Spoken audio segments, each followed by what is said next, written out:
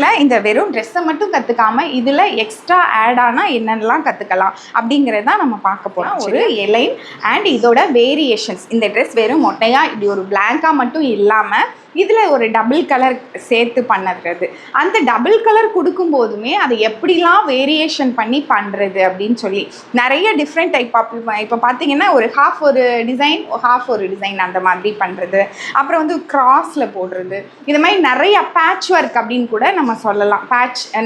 பேட்சாக இதை கட் பண்ணி ஜாயின் பண்ணோம் அப்படின்னா என்னெல்லாம் ஃபாலோ பண்ணணும் அப்படிங்கிற விஷயத்த நான் இந்த இடத்துல இது பண்ண போகிறேன். அதோட சேர்த்து போன வாரம் கற்றுக்கிட்ட கேதர்ஸ், ப்ளீட், அதெல்லாம் வந்து இங்கே எப்படி அப்ளை பண்ணலாம், இந்த ட்ரெஸ்ஸில் எப்படி அப்ளை பண்ணலாம் அப்படிங்கிறத ட்ரெஸ்ஸில் அப்ளை பண்ணி பார்க்க போகிறோம். அப்போ சீம்ஸ் கற்றுக்கிட்டோம் போன வாரம். அப்போ இந்த சீம்ஸை ஒவ்வொரு இடத்துலையும் நம்ம அப்ளை பண்ண போகிறோம். இந்த இடத்துல இந்த சீம் போடுங்க, இங்கே வந்து ஃப்ரெஞ்சு சீம் போடுங்க, இங்கே ஃப்ளாட் ஃபெல் சீம் போடுங்க, இங்கே பிளெயின் சீம் போடுங்க அப்படின்னு ஒரு சீமையும் நம்ம சொல்லுவோம். அப்போ அதெல்லாம் இந்த ட்ரெஸ்ஸில் இந்த வாரம் இம்ப்ளிமெண்ட் பண்ண போகிறோம். சரியா?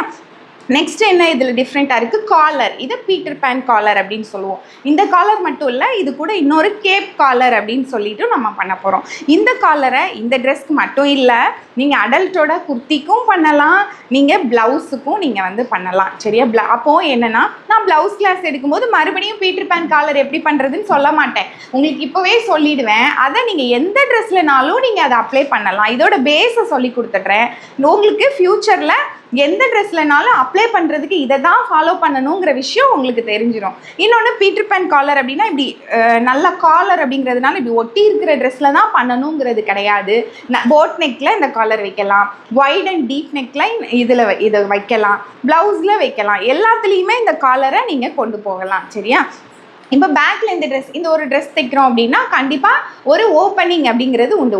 ஒரு ட்ரெஸ்லேயும் ஒரு ஓப்பனிங் நம்ம கற்றுக் கொடுக்க போகிறோம். இந்த ட்ரெஸ்ஸில் பேக் கண்டினியூஸ் ஓப்பனிங் அப்படின்னு சொல்லிட்டு இதில் பின்னாடி ஒரு ஓப்பனிங் வைக்கிறோம். தலைவலியாக போகுமா போகாதா அந்த டவுட்லாம் இல்லாமல், இன்னொன்று பிள்ளைங்க ஃப்ரீயாக போடணும். ட்ரெஸ்ஸை போடும்போது அவங்களுக்கு ஒரு அன்கம்ஃபர்ட் வரக்கூடாது.